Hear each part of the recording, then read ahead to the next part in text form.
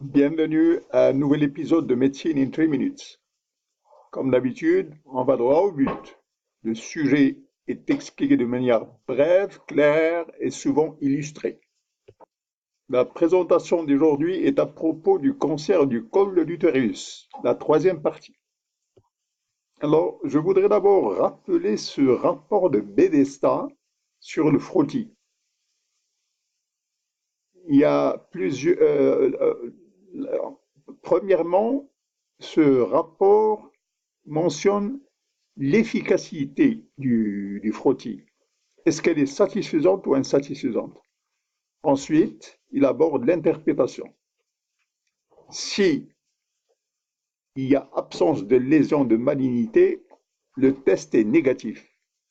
Par contre, si il existe des cellules épithéliales squameuses, il peut s'avoir de quatre situations. 1. Ascus, on l'a déjà vu. 2. LCIL. 3. HSIL. Et 4. Cancer. Alors, comment on est arrivé là? En conduisant une colposcopie. Alors, la colposcopie peut être satisfaisante ou insatisfaisante. Alors, si elle est satisfaisante, on voit ici le canal endocervical qui est libre. Il n'y a pas de lésion qui pénètre à l'intérieur du canal endocervical. Voici la zone de jonction, la zone de transformation. Ici, c'est l'épithélium squameux. Ici, c'est le coronaire épithélium. Et bien, entre les deux, c'est la zone de transition ou la zone de jonction. Alors, si la colposcopie est insatisfaisante, ça veut dire quoi? Que la métaplasie ici, elle va pénétrer à l'intérieur du canal cervical. Donc, une métaplasie qui gagne du terrain pour pénétrer ici, à l'intérieur du canal cervical. Donc, la colposcopie, deux situations, soit qu'elle est satisfaisante ou insatisfaisante. Et si elle est insatisfaisante, quelle est la conduite à tenir? Colposcopie insatisfaisante, on fait le curetage endocervical. Voici la curette qui pénètre à l'intérieur du col.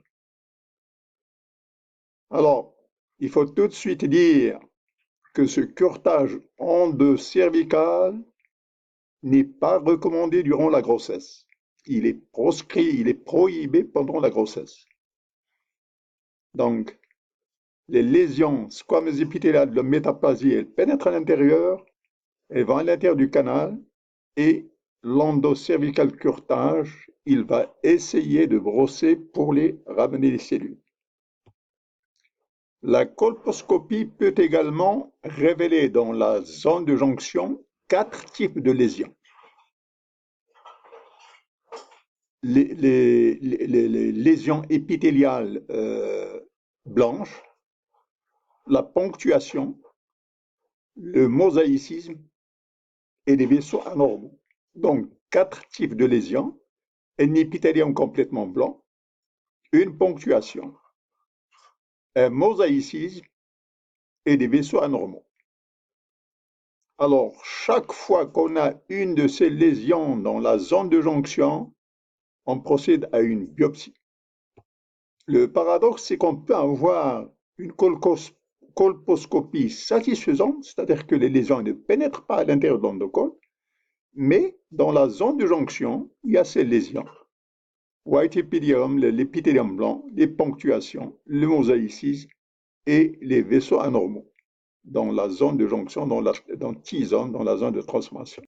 Alors, une remarque importante qu'il faut mentionner ici, c'est que il faut faire le parallélisme entre le frottis, entre la cytologie et le résultat de la biopsie. Il doit avoir absolument une compatibilité entre les résultats de la cytologie du frottis et le résultat de la biopsie. Il faut savoir que si on a signe 1, 65% des lésions vont régresser. Par contre, si on a signe 2, il n'y a que 40% qui vont régresser, et si on a signe 3, il n'y a que 30% qui vont régresser. Alors, signe 1, il y a deux attitudes. Soit qu'on fait l'observation ou la résection. On a le choix. Si on fait l'observation, il faut répéter les tests.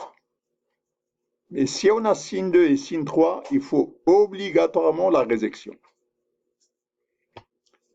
Alors, quand on a les résultats de la biopsie, on doit les comparer à la cytologie. Il doit y avoir une compatibilité entre la biopsie et la cytologie. Le frottis ne doit jamais être worse, ne doit jamais être plus grave que la biopsie.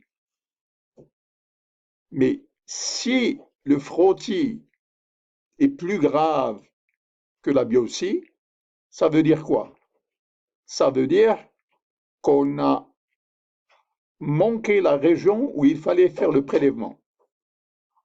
Et si on a manqué la région où il fallait faire le prélèvement, qu'est-ce qu'il faut faire? À ce moment-là, il faut faire un cône biopsie. Je répète ce point. La comparaison entre la cytologie et la biopsie doit y avoir une compatibilité. Si le frottis est plus sérieux, est moins sérieux que la biopsie, si la biopsie est plus grave et que le frottis est moins sérieux, ça veut dire que la région où on a fait le prélèvement, on a raté la région où il fallait faire le prélèvement. Et si on a raté la région où il fallait faire le prélèvement, l'attitude, c'est de faire un cône biopsie. Alors, le cône biopsie du col, c'est quoi? Voilà, on emporte cette partie-là, qui a la forme d'un cône. Quand est-ce qu'il faut faire la cône biopsie? Eh bien, quand le frottis est plus grave et plus sérieux que l'histologie. Si on a des lésions à l'histologie qui sont sérieuses, au frottis qui sont plus graves que celles de l'histologie, ça veut dire qu'on a raté le lieu où on a fait le prélèvement.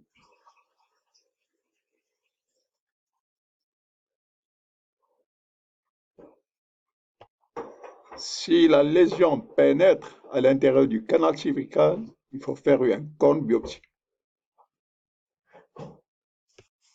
Alors, il faut savoir que ce cône biopsie, il a des risques. Il peut provoquer, on peut avoir des séquelles de sténose cervicale et il peut provoquer un col incompétent. Alors, pour récapituler, la colposcopie peut être satisfaisante, l'angle de col est libre, elle peut être insatisfaisante, la lésion pénètre à l'intérieur du l'angle de col, et dans ce cas, il faut faire un curetage endocervical. Par contre, s'il y a des lésions exocervicales, à ce moment-là, il faut obligatoirement faire une biopsie.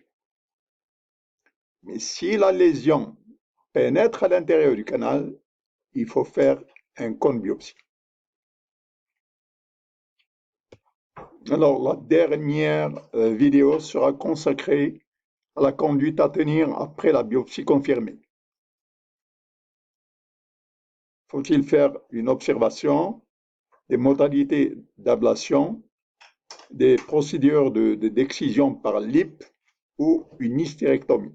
C'est l'objet de la prochaine vidéo. Merci d'avoir assisté à cet épisode de Médecine en 3 minutes. Voulez-vous cliquer le like? Si vous n'avez pas encore adhéré, vous êtes invité à le faire. Vos commentaires sont toujours bienvenus. Merci.